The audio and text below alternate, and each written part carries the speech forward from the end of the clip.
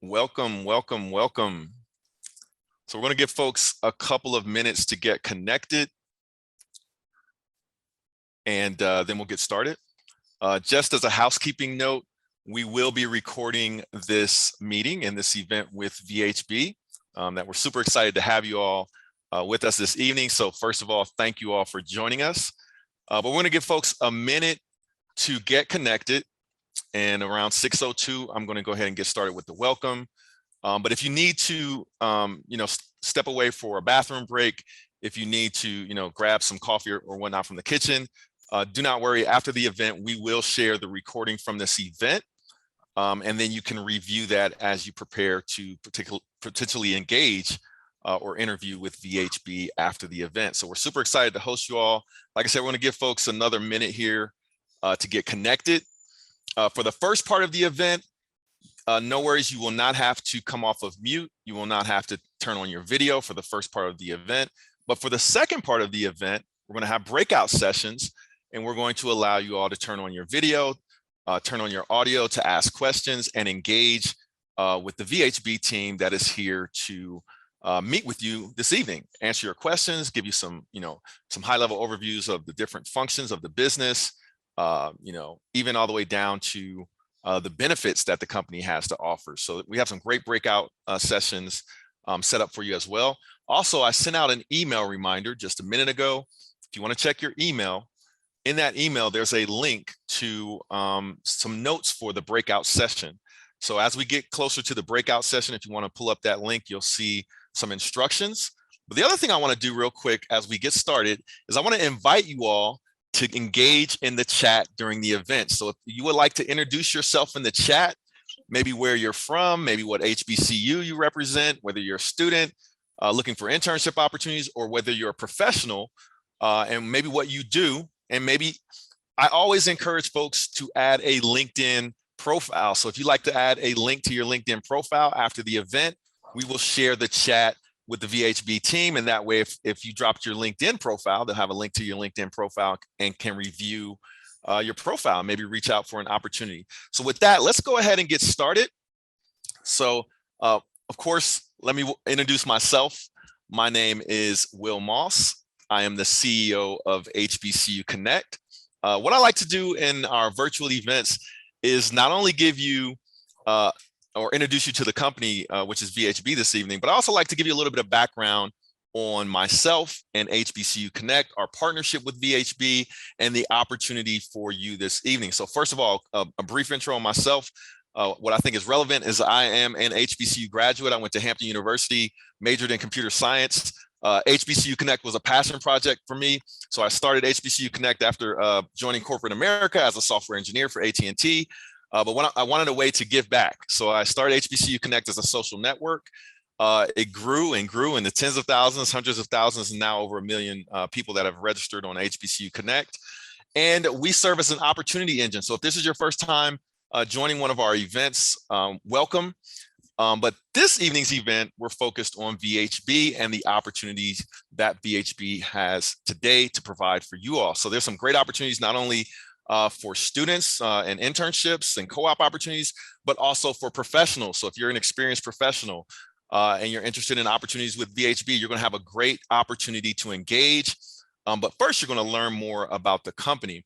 So the opportunity for you this evening is really about learning more about VHB, asking questions. So like I said, leverage the chat, introduce yourself, drop your LinkedIn profile, but as questions come up, go ahead and drop them in the chat. And then in the breakout sessions, you'll have the opportunity to come off of mute and turn on your video and engage. So if you're in a quiet place and you're presentable, you can turn on your video in the breakout sessions and engage with the team. And that could lead to a potential interview, but we'll also have instructions for that later on in the event. But without further ado, let me go ahead and introduce our keynote speaker, who is the CEO of VHB, and that is Mike Carragher. So Mike, if you're ready. Absolutely, Will. Been looking forward to tonight. It's fun to be back with HBCU CONNECT. Good to see everybody. So I just really want to welcome everybody who's joined us tonight and really appreciate the opportunity to spend some time with you guys and share a little bit of insight into who we are at VHB. And it's a company that we're all really proud of, and we have a great time doing some really fun projects throughout the country, and would love to share that with you. So let me kind of start kind of at the big picture, at the high level, of who we are at VHB. I started out, I'm a civil engineer and have been with VHB for a little over 24 years now. And you'll find a lot of that at VHB. People have been here, they kind of build their careers here. And at the highest level, what we get to do here at VHB is work on projects that improve our communities, improve people's lives, and kind of through that, little by little, help to improve the world. And kind of what sets us apart is the way we do that is we really go about this in a way that kind of thinks about how do you weave together sustainability and resiliency and equity into the projects and into the whole mindset. We really boil it down. We improve mobility, we enhance communities, and we seek to build resilience in a way that also helps to drive and contribute to economic vitality. Like I said, that sustainability and the technology elements, what we do are kind of foundational, almost DNA-like into thinking everything we do, how do we kind of weave sustainability into this? How do we capitalize on, new and emerging technologies to do this and bring these projects forward? And kind of this shared passion that we all bring to this about getting the chance to work on projects and use our skill sets and expertise to bring meaningful contributions to the world through the work that we do every day. It attracts a really kind of group of people who are kind of motivated and inspired and innovative to come forward and help us move these projects forward in a way that really helps, like I said, make the world a better place. We do this inside the kind of the AEC industry, architects, engineers, and construction industry. And it's really, right now, it's an incredible place to be. It's one of these fields right now that you get to use those skill sets, you get to accomplish tremendous engineering feats and make a really positive impact on our communities.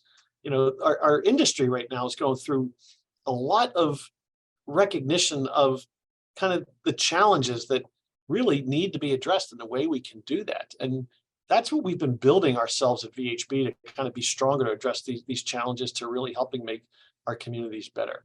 And we look for people who have a broad, diverse set of skill sets, who bring perspectives and life experiences to help us really think about the ultimate way to address problem solving.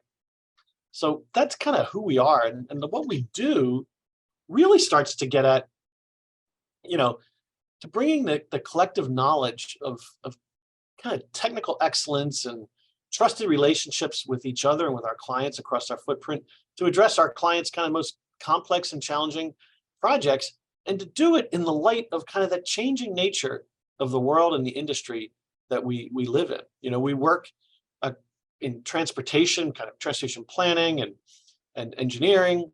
We kind of focus around kind of elements of land development, kind of environmental sciences, kind of urban and planning, landscape architecture, and also applied technologies. And we kind of weave all these together as we address kind of projects for clients in 6 markets, really kind of transportation agencies, whether they be state DOTs or airports and aviation authorities or transit agencies, kind of in the real estate market, when you think about, kind of redevelopment of communities, whether they be around real estate or developing labs and commercial real estate, or thinking about, kind of the changing nature of kind of logistics and warehousing industry. All of these are real estate elements that we get to work on for our clients. We work a lot in the institutional area, and for us, that's around colleges, universities, kind of hospitals, thinking about, how do you really weave together those campuses in a way to make them, really strong communities. We do a lot, and we've been growing quite a bit around the energy market. If you think of the changing nature of energy today and the way we're kind of moving and transforming from a fossil fuel-based energy approach to really a much more renewable set of energy resources, that's where we've really been doing quite a bit in thinking about the expansion of the renewable world, whether it's offshore wind or solar or battery storage. All of these areas are a really exciting place to be, in a really kind of growing, energetic, not really to have a pun about it, but an energetic industry and client element. Also, we do work for the federal government. Now, again, the federal government's enormous. We focus a lot on the U.S. Department of Transportation, and then a lot of kind of Bureau of Land Management type agencies, U.S. Fish and Wildlife, the National Park Service. We do a lot with the National Park Service across the country. And then state and local governments, whether they be kind of municipal, county, or statewide, again, in those areas around transportation and environmental services and planning and real estate. And we do this really bringing together kind of multidisciplinary teams to address this. And then we also have, in addition to kind of the technical services, our in-house needs around kind of marketing and finance and legal and HR. We have a really broad, diverse team of 1,800 plus people now as we go forward, and scientists, engineers, planners, designers, and as well as the people who kind of help run the business on the corporate side of the house. So where we do these things is an interesting thing too to share with you.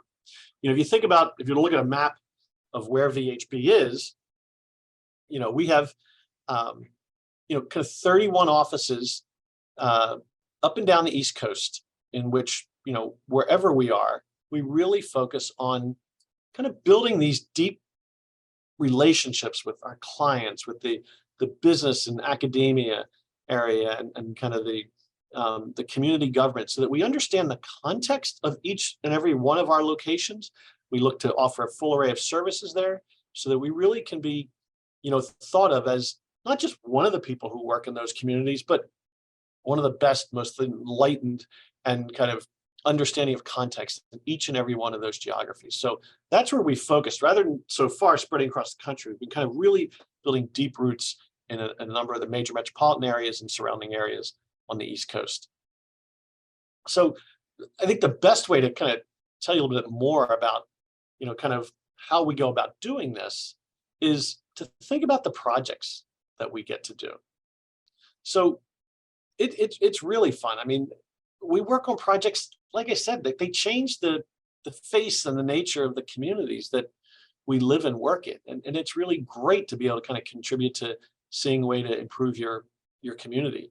Up in the Boston area, the Bullfinch Crossing, which is this new, really fascinating development area in Boston. It's a series of new buildings, and it's not just about putting in big buildings into the community. It's really about how do you permit, kind of plan, design, think about the infrastructure to support, and then also weave into the fabric of a thriving city like VHB, a 5-acre development that's got housing and retail and office and public space.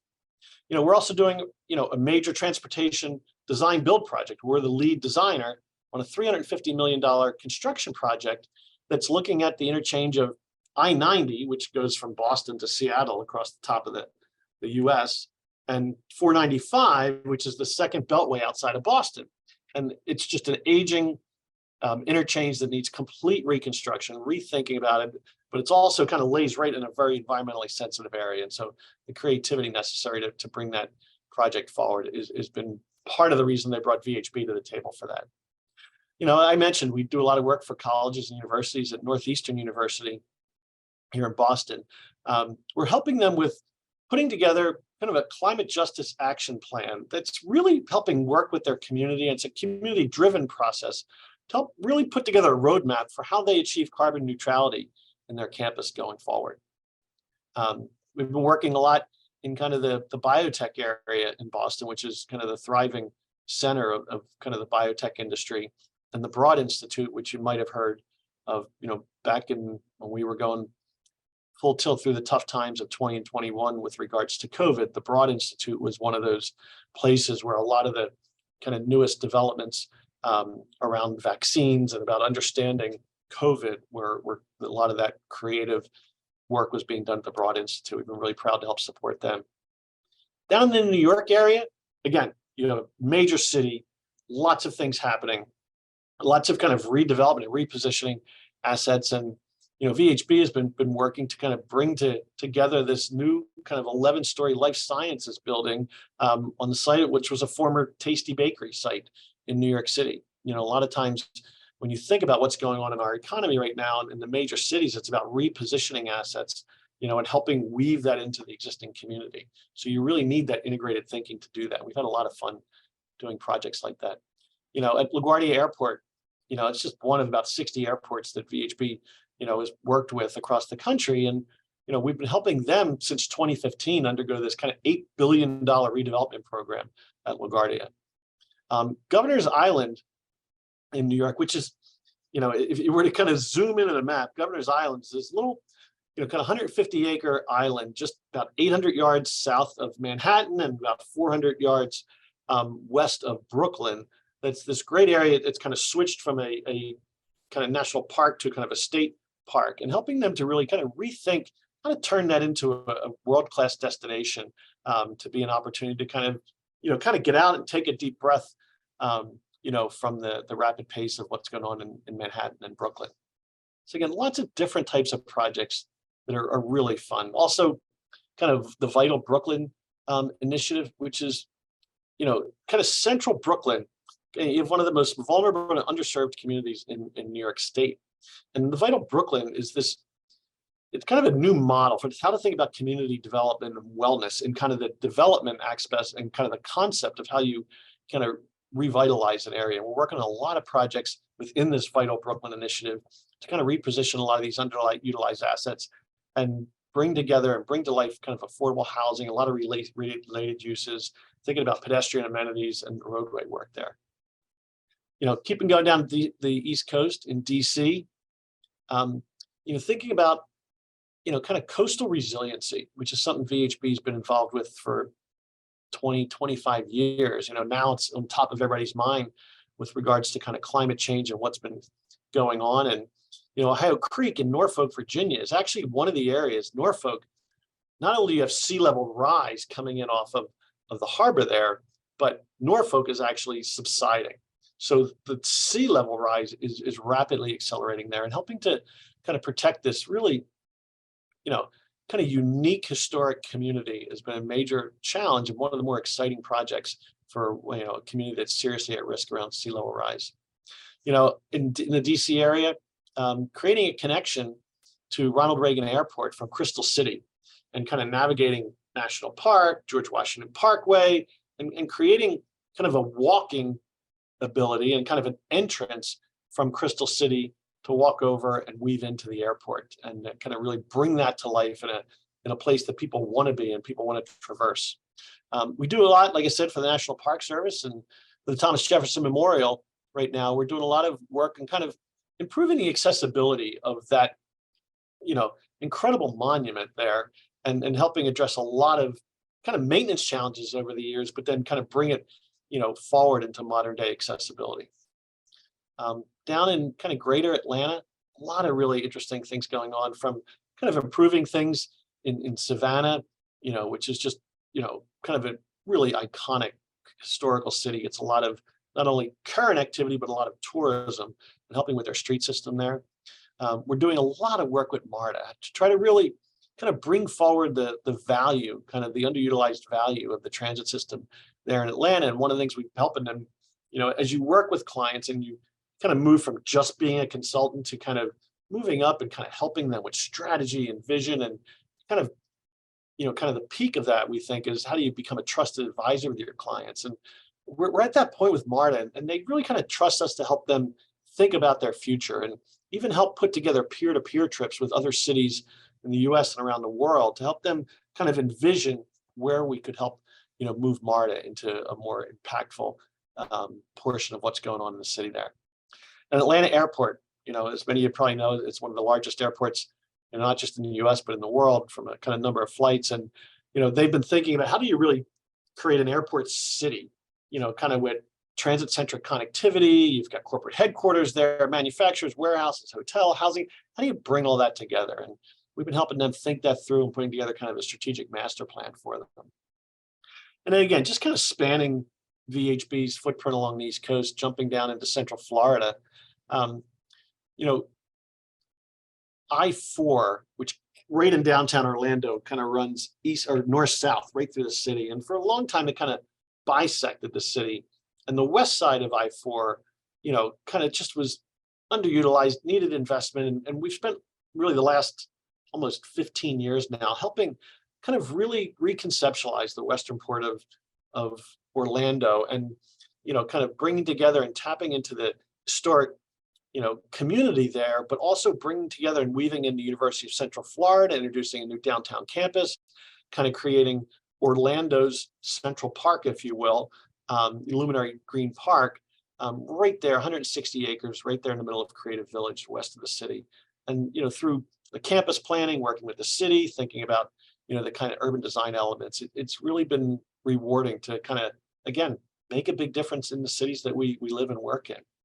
Likewise, over in St. Petersburg, on kind of the west coast of Florida, helping them kind of put together a vision plan. What could it be there in St. Pete, and what would you do over the next 30 years to think about, enlivening the downtown, about thinking about weaving in housing and all the public-private activities would go together.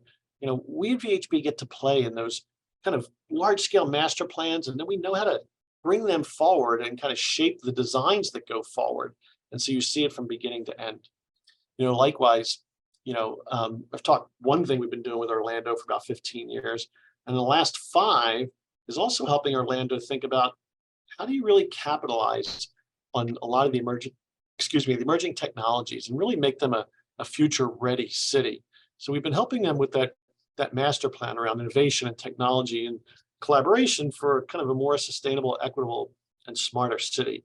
And moving out of the master planning and then starting to take on individual projects to kind of really capitalize on the technological and innovation advancements that are helping that city really, again, be ready for a vibrant future. They're not static. So I think what you see in all these projects is, as engineers and planners and scientists and designers and, kind of consultants in the AEC industry and here at VHB, we really get to make an impact in the world. We get a chance to improve our communities and people's lives by helping to really bring about and bring to life these kind of game-changing projects. So believe me, there is no shortage of engineering challenges in our future. And in order for us to be able to do the best problem solving and kind of bring those solutions together for our clients and communities, we need more help. We need talented, energetic, and inspired people from across the US to kind of bring that rich, kind of diverse perspective and talent. And because of the trusted relationships that we've built with our clients and partners, we've been able to kind of capitalize that, and we're growing at a rate that we're looking for people to continue to help us to kind of keep that dream alive as we go forward. So, we have a lot of opportunities, and I hope the types of people and the types of that we need and the types of projects that we do kind of jumped out from, just sharing some of those projects. And I want you to kind of think about it as when you think about the opportunities at VHB, and like I said, we have a number of open positions right now. You have the opportunity to kind of join a firm that is a trusted advisor for our clients and really kind of thinks at these things at a very deep level that's kind of well known throughout the industry. We work really closely with a lot of partner firms, but mainly it's us with our clients and the trust they put in us, because we really do have become a home of some of the most innovative and inspired professionals in our industry. Our industry right now is a great place to be. The Infrastructure and Jobs Act that was passed last year, has really kind of created a great long-term funding plan for the improvement of infrastructure in our country. And it's an exciting time to be thinking about that. And it's an exciting time to be sharing what we're doing here at VHB. And we look forward to you guys kind of hoping to learn more tonight about this and about all the different openings that we do have. So that's kind of what we do, who we are, what we do. And, I think sprinkled through that, you've heard a lot about, there's a lot of importance we place on kind of who we are and how we work together. And, that's a really important part of how we think about ourselves at VHB. And I'm joined tonight by our Chief People Officer, Carrie Coker, who I'd care to share a little bit more about our culture and what it's like to work at VHB, because we really do believe that is one of our differentiators, our culture and the collaborative work environment that we have and that we bring to life and that we're looking forward to inviting more people into. So Carrie, my friend, do you want to take over from here? Absolutely. Thank you, Mike. And I want to start off by just, Will, thank you. We love our partnership with HBCU Connect. We're thrilled to participate in this last year, and we're so excited to do it again this year. And I just want to welcome all of our potential candidates and also the volunteers from VHB that are here today. So thank you for being here. As Mike said, I'm the Chief People Officer here at VHB, and I've been here for 25 years. And I was thinking about the 25 years. That's a long time. Mike's been here 24 years. I've been here 25. And, you know, I have to say that every single one of those years, I value because I've had the opportunity to work with caring mentors, amazing team, peer coaches. And I've been really provided with a lot of great opportunities to grow my career and just continuous learning. And I really feel at home at VHB. And that's why I've stayed here 25 years. And I want everyone that comes and joins VHB to feel that way. And I think Mike did such a great job of talking about who we are and what we do and the opportunities that we have available. I guess I want to kind of give you a sense of the foundations of our culture and give you a sense of what it feels like to work at VHB because I might be a little biased, but it's a really unique and wonderful a place to work. And I think our culture really differentiates us from, other firms in our space. So at the foundation of our culture is really our generational company philosophy. And so what does that mean? To us, it means that we all act as stewards of the company, that our job is to leave VHB in better shape than we got it. And so it's really about sustaining a growing, thriving VHB for future generations. It also is about really finding that right balance between our client work, their needs, our project work, and the needs of our people. And so we really invest in our people. And this third tenet here of the generational company philosophy is we just want everyone that is a part of VHB to achieve their potential, that there's lots of learning opportunities, and we're going to help you along the way with that. In addition to the generational company philosophy, we also have 8 core values. And we keep these top of mind. And while I'm not going to go through and explain all 8 of them, you will hear them come out through, I'll highlight a couple of them, but they're going to come out through our conversation and most likely in the breakout rooms that you're talking with everyone. But we use these really as like guideposts for tough decisions that we make. They help us keep what's important in mind when we're making difficult decisions. They're also really gentle reminders about how to show up at your best. And so we have these on keychains and we keep these top of mind. The next thing that I want to talk about is really flexibility in our work environment. And VHB has always been a really flexible place to work. Again, balance, and we're going to talk about that more in a minute. But, of course, over the last few years, we've really had to embrace the hybrid workplace, and we were really intentional about this. And so we've evolved to our hybrid working model, which is a mix of really rich in-person experiences as well as remote work, and that offers our employees a lot of flexibility. In-person is still really important. You get that great collaboration, that great engagement, that fuels innovation. And again, it really strengthens our bonds. But again, VHB's always been a flexible, and I think this is just an added benefit. We're real intentional about it. At VHB, there's also lots of ways to get involved. And this slide that we have up here really highlights our employee resource groups. And they're a really integral part of our culture and our community. What's unique about these are that they're all led by employees. And so they provide an amazing opportunity for our employees to take on leadership roles and to grow. They provide that opportunity. They're also a really wonderful way to make connections. And at VHB, we seize on every opportunity to network and to strengthen existing relationships and to build new ones. And of course, the ERGs also really just provide a supportive space for people to show up however they show up, right? To just show up as themselves. And that's something that I think is really wonderful and unique. Now, each of these ERGs have a separate or a different focus area, but again, all of them create wonderful learning opportunities and that supportive, environment. Another thing that I'm really proud of at VHB and that we have a long, rich history with is giving back to the communities where we live and work.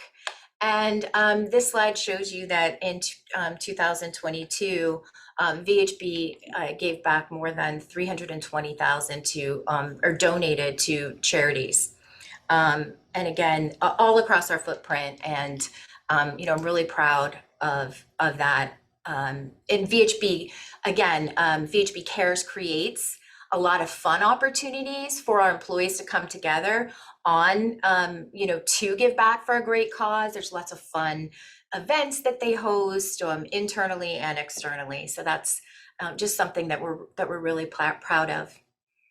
I think I want to highlight now one of those core values that I showed you, and the one that I want to talk about is balance. And so, balance is a tough thing, and it's pretty personal, right? So it's personal. So we want our employees to just find that comfortable balance between professional and personal lives. And doing that is really critical for your own well-being, but for the well-being of your families, and so that you can show up, the best for your coworkers or your employees or your clients, right? And so at VHB, we have a number of wellness and self-care benefits that we offer to our employees. And, we've highlighted some of them here for you. And in recent years, we've really done Navati. It is a newer benefit over the last couple of years that really supports mental and physical health. It has a lot of resources available. We've also, if you go into our breakout room on benefits a little bit later, my friend Beverly Glasson will be there along with Faith Driggers, and they can talk to you a little bit more in depth about all the benefits that we have. Right here's a high level snapshot of our core benefits. And as you can see, it's pretty comprehensive. We have medical, dental, flexible spending. Obviously, we have the time off benefits.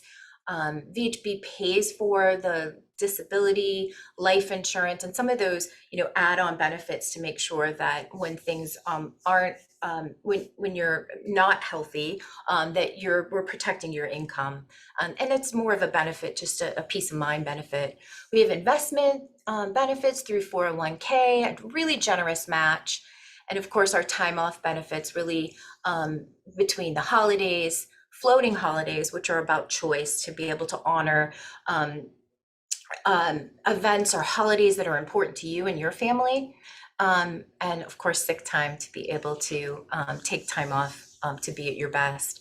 And again, make sure if you have questions about any of VHB's benefits that you hop into that breakout room with Beverly and with Faith a little later on. And now I'd like to throw it back to Will. And again, thanks everyone. Thanks, Carrie. Thanks, Mike. So I'm super, excited for you all as candidates because not only do you have Carrie here, but you also have Mike, who's the CEO at VHB, that will be participating in the event throughout the evening. So again, Mike and Carrie, thank you all for that welcome and introduction and background on VHB. And next, I'd like to introduce you to our panelists. So we're gonna have a brief panel discussion where I wanna introduce you to 4 of the team members from VHB. They're gonna introduce themselves and what they do. Then I'm gonna ask them a few questions. And if we have time, I'll look for some questions from the chat. So if you all have a specific question for one of our panelists, you can ask that. And then after the panel discussion, we're gonna open up the breakout rooms. Then you'll be able to engage, turn on your video, that kind of thing. And then after the breakouts, we'll do closing and next steps. So with that, let's go ahead and introduce our panelists. So to the VHB panelists that are getting ready to speak, if you'd like to turn on your video now, that would be awesome. And first, let me introduce Jimmy Gonzalez, Learning and Development Director at VHB. So Jimmy, if you'd like to introduce yourself and a little bit about your journey and what you do at VHB. Yes, thank you, Will. Director of Learning and Development for the company. My career spans over 20 years. I've had the pleasure, though, to be with VHB just over 2 years. Something that Carrie mentioned about feeling at home, that has definitely been my experience while I've been here.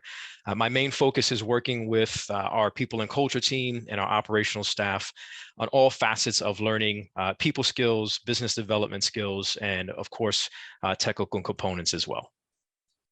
Awesome. Thanks, Jimmy, for joining our panel. Next up, let me introduce Vivian Kimball, who's Director of Natural Sciences. So Vivian, if you'd like to introduce yourself a little bit about what you do at VHB and maybe your path to VHB. Sure. So as Will said, I'm Director of Natural Science for Massachusetts in particular, our Watertown and Worcester offices. And that natural sciences is kind of a weird term. So just for some context, what that really means is that our group does a lot of wetlands and rare species work to support all of our different markets. And I've been with VHB for 11 years now. And I would echo the feeling at home comment that's been made multiple times now. It's actually my first job out of grad school. And I kind of feel like I can't ever leave because it can't get better. Awesome. So let me thank you for being a part of our panel, Vivian. And next up, let me introduce Erica Sutton, who is a transportation designer in highway design. So Erica, if you'd like to introduce yourself a little bit about what you do at VHB. Sure. Hi, everyone. My name is Erica Sutton. I'm a transportation designer in Atlanta. I actually started off as an intern during my sophomore year of school. And then I came on with VHB full-time right after I graduated. So I've been here for about 4.5 years now. Yeah, and I love it. Wouldn't change anything. Awesome. Erica, thanks for being part of our panel. And next up, let me introduce Cedric Gaines, who is an event alumnus. He was at our last HBCU Connect event. I remember you, Cedric. Cedric's a senior database architect at VHB. So Cedric, if you'd like to introduce yourself and a little bit about what you do at VHB. Yeah, so good evening, everyone. Kind of like what they said, my name is Cedric. I am the software and database architect at VHB, or one of many ways. Basically, what I'm responsible for is building software and managing massive amounts of data for our multiple projects across the VHB footprint. I've been at VHB now going on 8 years. Absolutely love this place. Kind of like what other people say, I don't want to leave. So I see myself retiring here, hopefully.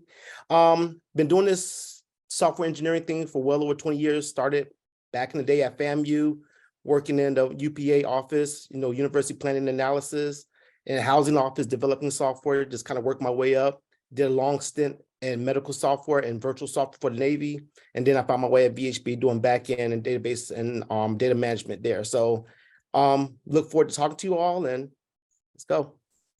All right, so Cedric, let me start with you, if that's all right. I'm gonna, like I said, to all of our candidates, we're gonna get to know the VHB team a little bit better in this panel discussion. So I'm gonna ask a few questions to our panelists, of course, and then afterwards we'll go into our breakout session. But Cedric, from a high level, can you talk a little bit about VHB's approach to big data and how it allows for you to have the ability to be more hands-on in developing creative solutions for your clients? Yes. So when I came to VHB with the want to actually do data, because the majority of my career up to that point was dealing with like front ends and websites and things of that nature. And, for all the computer people on there, the world has changed.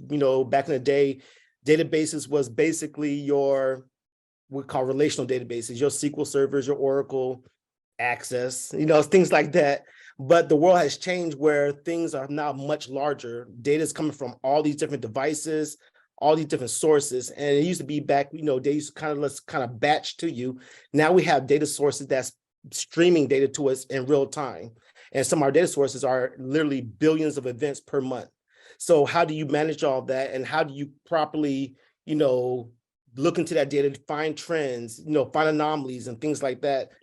That's where you can kind of work with the client, because that's where, that's what they want. They want to be able to figure out those things and make predictive analysis and make great decisions based on that data. So how do you do that properly? That's where VHB steps in, and people like myself, we come in, help build those data systems, build those data pathways and, repositories and things like that to help our clients, realize what they don't know at that point in time. So, yeah. Awesome. So I don't want to gloss over. I heard you mention FAMU. Yes. So is that where you went to undergrad? Yes, I started at FAMU. I'm about to date myself, 97. I almost was your classmate. I was down there on a college visit, but ended up going to Hampton. But I didn't want to gloss over that Cedric is an HBCU graduate. So again, thanks again, Cedric, for being a part of our panel. If we've got time, I'll come back with some follow-up questions. Most All definitely. right, thanks. So next up, let me ask Jimmy a question. So Jimmy, what is it that made you choose VHB? Good question. And I will say one time for the FAMU Rattlers, I am also a graduate of FAMU. So what made me choose VHB? One of the first things that caught my attention was through social media on LinkedIn, seeing a post that the Orlando office had won the best place to work that year and has consistently, I believe, have been in like the top 5 over the last few years.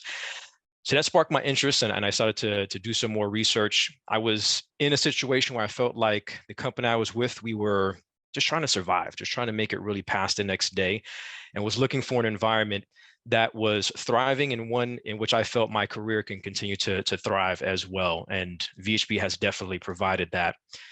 Carrie touched upon our core values, and they're all great, but there were 3 that really stuck out to me. One, learning and development, and the fact that I hadn't really seen another company that had learning and development as a core value. Stewardship is important to me as well, and making sure that we're good stewards over the opportunities that we're presented with.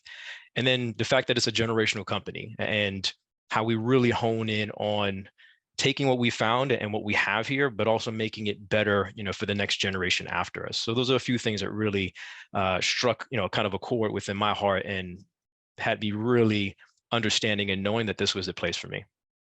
So a quick follow-up question, Jimmy. So I'm sorry, I didn't realize you were also an HBCU grad and Yes, a Rattler. So quick follow-up question. How did you find out about the opportunity at VHB? Like, how did you get your foot in the door? So I had a podcast that I was doing on leadership called Legacy and Leadership. And one of our current employees as well, she's actually our talent acquisition manager, Day Perez. We had connected through the podcast, and that led me to, again, find out about VHB. And I just started to do, more research from there. And one thing led to another. And again, just blessed with the opportunity to be able to join this company. Okay, so I hope you guys were taking notes.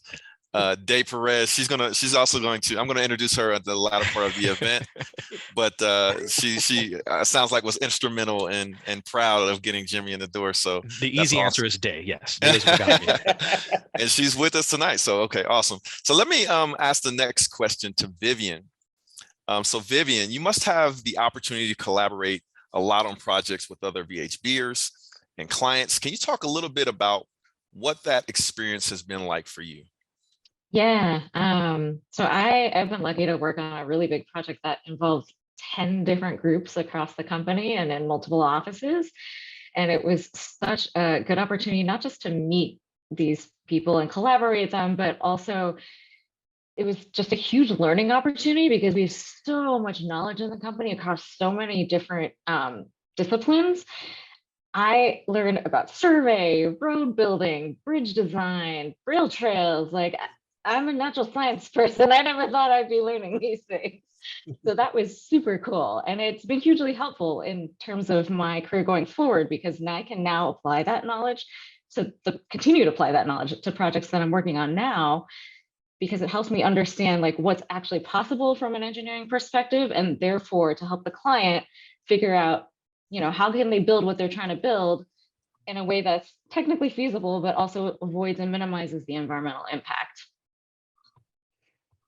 So I've got a follow-up question for you, Vivian. So this is something that Jimmy actually mentioned as VHB being a generational company and or having a generational company model. Can you talk through the opportunities you have had for career growth and professional development at VHB.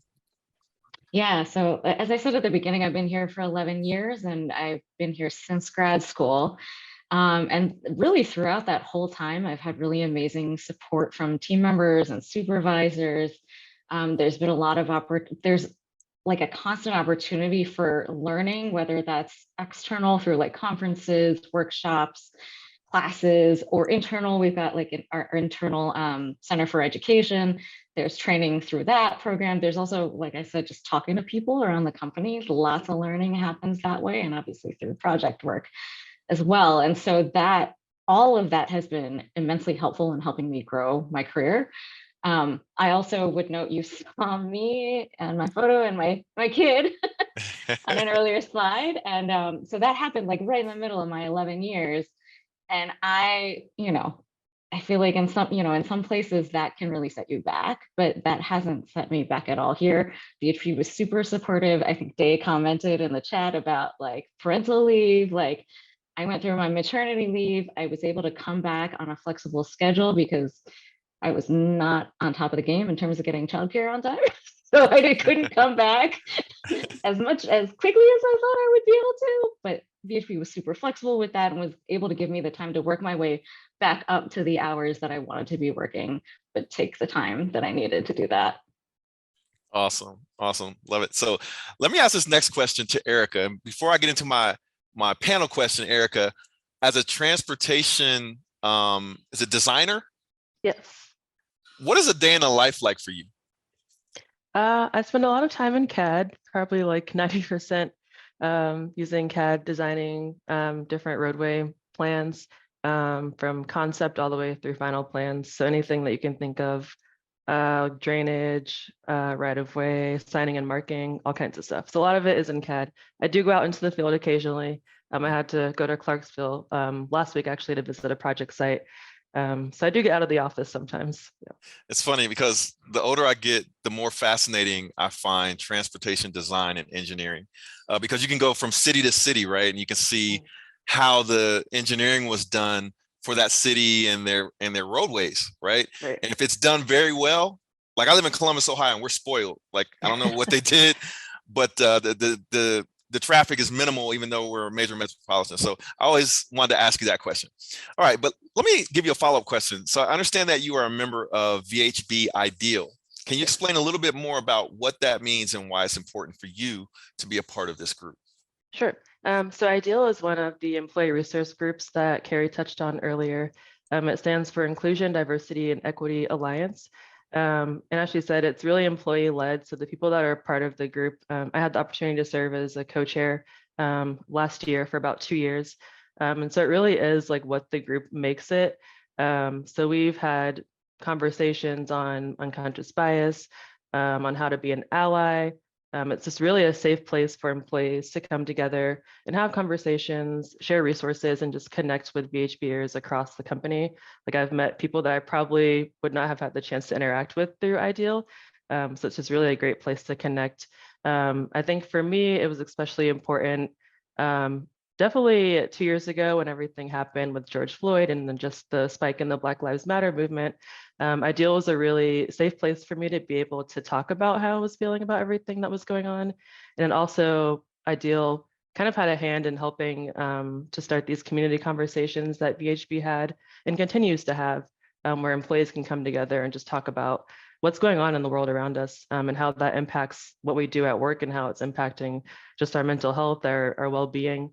So Ideal has just been a really great place for me to come and meet with other employees across VHB and to be able to have some tough conversations, but also just to learn from each other. Yeah.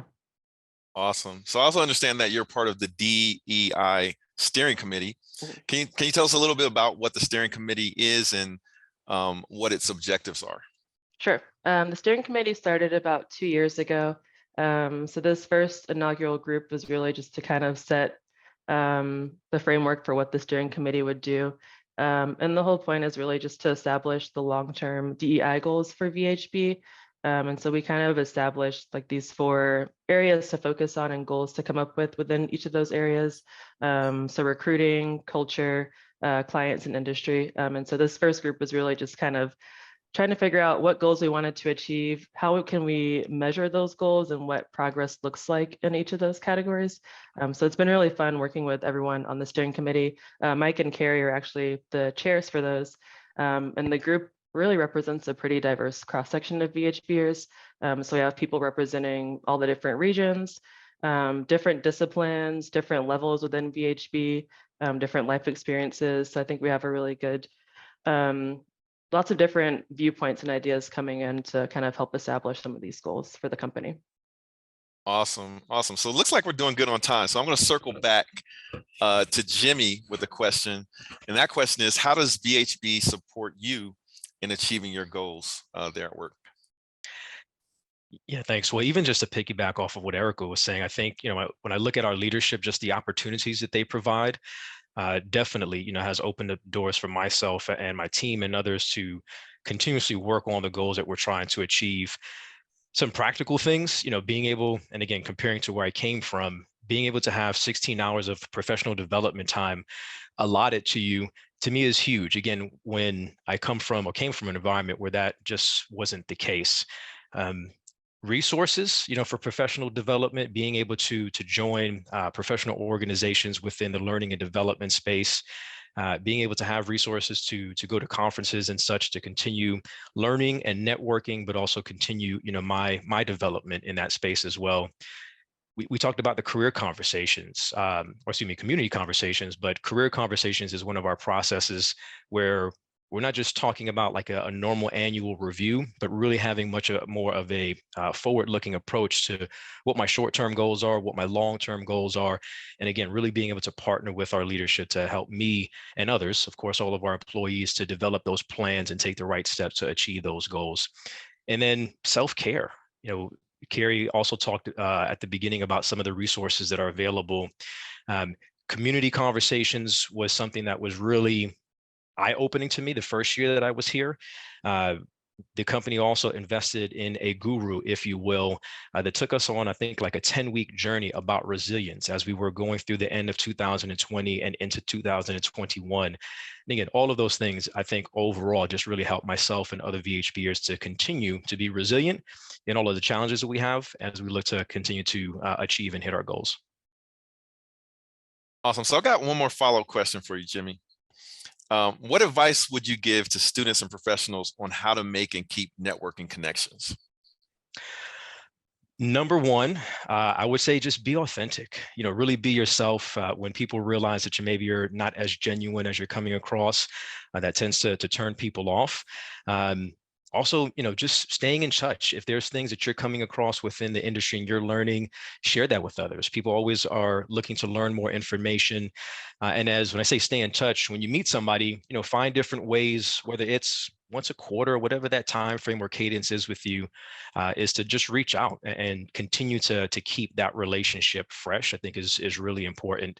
And focus on building relationships, not just contacts. To me, it's more about the depth and the quality of the relationship, more so than the quantity of folks that I'm meeting. Awesome. Awesome. Appreciate the insight, Jimmy. And Yeah, Vivian, let me follow up with a quick question for you, Vivian. I understand that you previously were on another career path.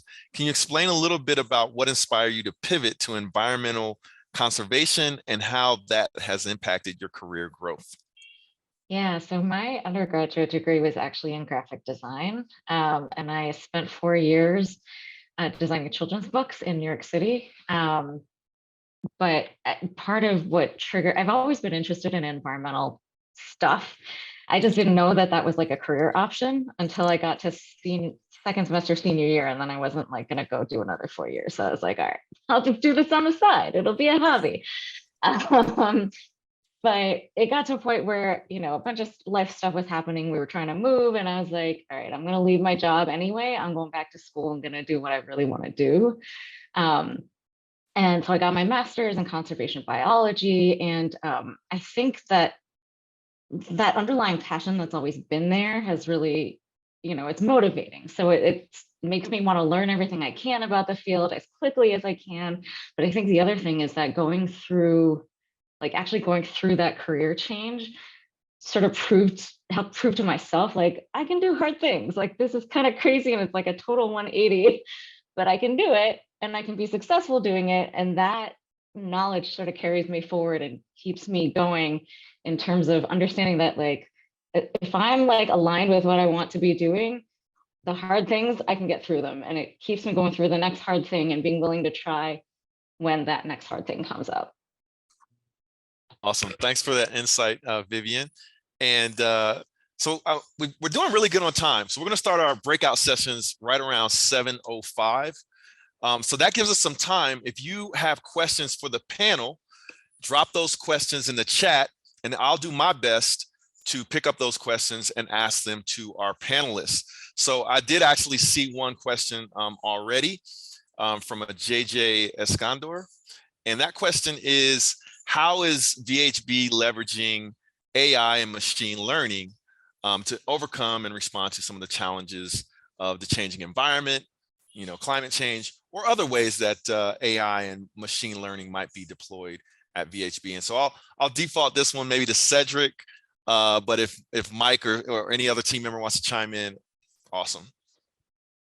Yes, so that's like a pretty good question. We are actually working currently on some smart city initiatives where we are basically help build the data systems that bring in a lot of the data that helps feed the AI models for wrong way detection, anomaly detection, things just like, what is considered congestion, and things like that, using video feeds so that, you can have AIs looking at the roadways and detecting traffic, and not necessarily traffic, but congestion. And is this congestion, is this just a normal congestion? Like, for instance, out on I-4, it's congested every day. So is this just a regular everyday thing compared to, is this an anomaly from something that's happening? And if it is an anomaly, where is it happening at? So we have not just anomaly detection, traffic detection, but also finding out at what points on the roadways are these anomalies happening, so that, then we can have other data systems keep feeding,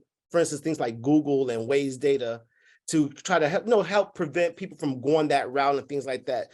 Those are the kind of things that we are working on with, different districts around Florida and so forth around the US. And yeah, that's just one example of how we're using AI and feeding AI models to help, mold that future for smart cities and things of that nature. Awesome. I think that's a pretty cool way to use AI and machine learning for sure. Awesome. So if, like I said, if folks have questions, drop them in the chat. I'm going to do my best to ask those questions to our panelists from VHB. I see another question from Michael Zimmerman related to, how does VHB take in entry-level or early career talent? Earlier, I saw a question related to, are there opportunities for entry-level or internships, that kind of thing? Day quickly answer that question, and I'll answer it for you guys. There are absolutely opportunities for entry-level internship, opportunities, as well as professional opportunities as well. So if you're a seasoned professional, you're also in the right place. But the question around, how does VHB take in entry-level or early career talent? Do you all recruit in the areas of specific IT and technologies? And then is there any training provided? So this sounds more like an HR question. So I don't know if Dave, I saw you smile just now. So I don't know if you want to pick that one up. Sure. So it's a multi-question, so I'll have multi-answer here. But so how do we take an entry level? So I would say, obviously, the process is we post a job ad, and then obviously you apply. And so that's sort of the majority of the ways. Obviously, how you hear about the opportunity could come from things like this, or from hearing about it in your school, through a friend, etc. But yes, we do hire new grads that don't have any experience at all. Obviously, if you've interned somewhere before, that obviously does benefit you, but that's not a requirement. So we do hire folks that have absolutely no experience. And then when they come on board, obviously, then we make sure to have a good onboarding experience where you're there to really get the exposure of how things get done in that particular department, right? So whether that's teaming up with various teammates along with your manager, and really just kind of getting that mentorship. So that's that. And then as far as earning certifications within the company. So that speaks to, I think Jimmy kind of talked to this earlier about, ways that you can continue to grow as a professional development opportunities. Is that aside from tuition reimbursement, we also do assist with certification assistance. So if there's a certification or a license that you're looking to obtain and it's relevant to the career path that you're doing here at VHB, then absolutely you just get the approval from your manager and you get it done. Awesome. Thanks for chiming in, Day. Uh-huh. All right. So I see another cool question. This one's from Emily Carson. And that question is, how much work is VHB doing with smaller markets, or is most of the work focused on major metropolitan areas? So we haven't heard from Mike in a minute, so I'll let Mike follow up on this particular question. Yeah, it was interesting. When you have a chance to talk about your projects, we kind of talked about some of the ones in the major cities as you think about the East Coast. But if there's 11 major or 11 mega regions in the US. If you were to Google mega regions, you'll see the country's kind of split up into 11 of them, right? There's on the East Coast, there's the Northeast Corridor, which kind of extends from kind of Richmond up through DC, up through Boston, and kind of connects the major metropolitan areas.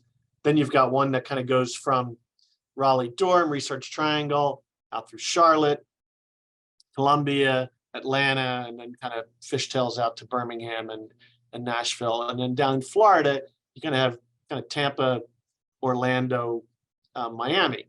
Now, our bigger offices are in those bigger cities of those three eastern mega regions, but there's also a lot of activity that happens between those major cities, which gets at kind of what else we're doing. And we do a lot of work in kind of second and third tier cities outside those major metropolitan areas. The reason we kind of think about it relative to the major metropolitan areas is because that's where most of the economic activity happens or is moving between. So, we do a lot of work in kind of smaller rural communities that exist between major metropolitan areas.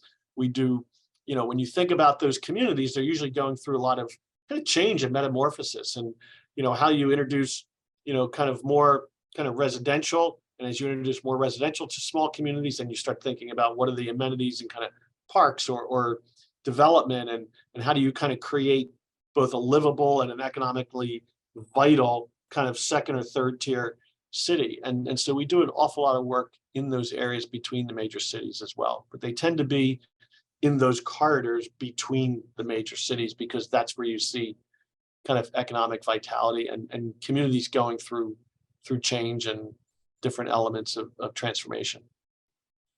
Excellent. Thanks, Mike, for chiming in.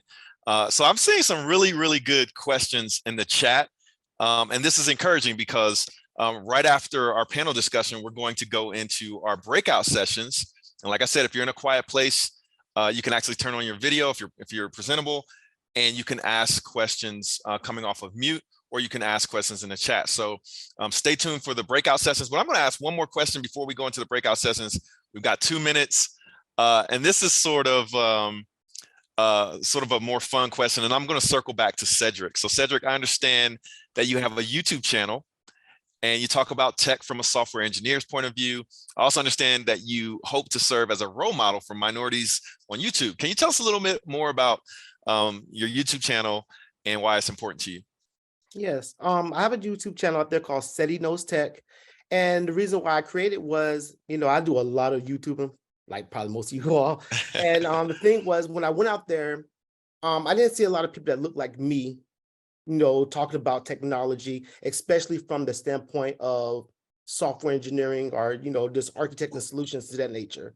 You see a lot of things about there, like, if you want to create a video, I'm not a videographer. So, I wanted to do something different, and I wanted to kind of, talk about this engineering in general, and kind of, be like a reference point of people that look like me that's out there that does this, because we are out there.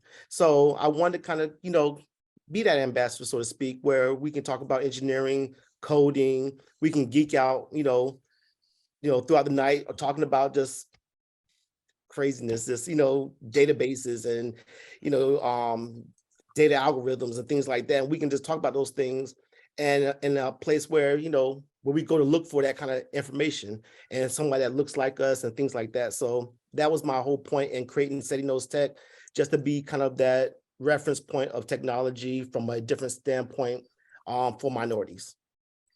Awesome. So it looks like you got some subscribers already, but if you would, feel free to drop that in the chat for those members that are interested.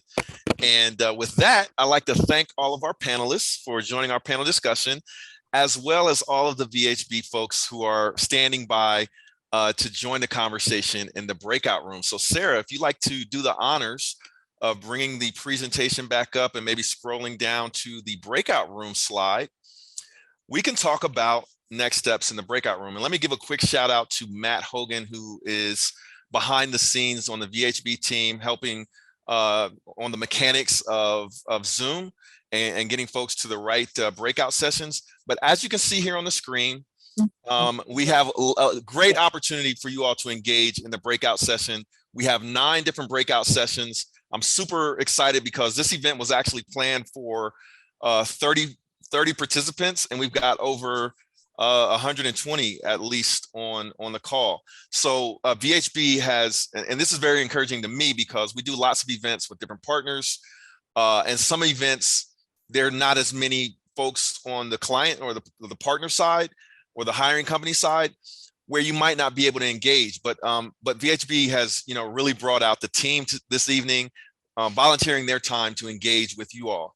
So I'd like you to take a look at the breakout sessions on the screen. I'm not going to go one by one introducing everyone in the breakouts, because you all will have the opportunity to hear from them in those breakout rooms. And so without further ado, you all will have the opportunity to join the breakout sessions once Matt fires them off. But Matt, are there any other technical considerations that you would like to share with our candidates before we open up the breakouts? I do believe we are all set, Will.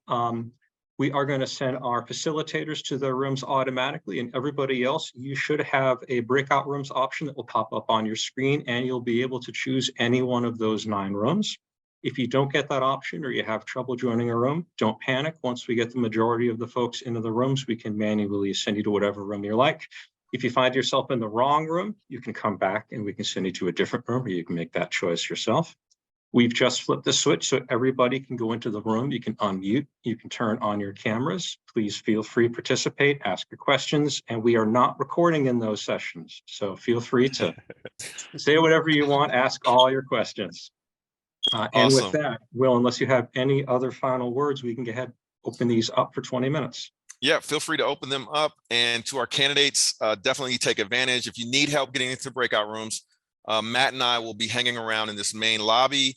So if you have the ability to drop, if that you need help in the chat, let us know which room you'd like to go into and we'll get you over into the room. But if you're already connected via Zoom, just click on breakouts and jump into the room of your choice and feel free to move around. Thanks everyone, and definitely take advantage. All right, we'll see you in 20 minutes. Thank you. Hopefully you all were able to take advantage of the breakout rooms. I know at events like this, usually there are a lot of questions, and at sometimes in some of the rooms, we're not able to cover all of the questions, but I have good news for you.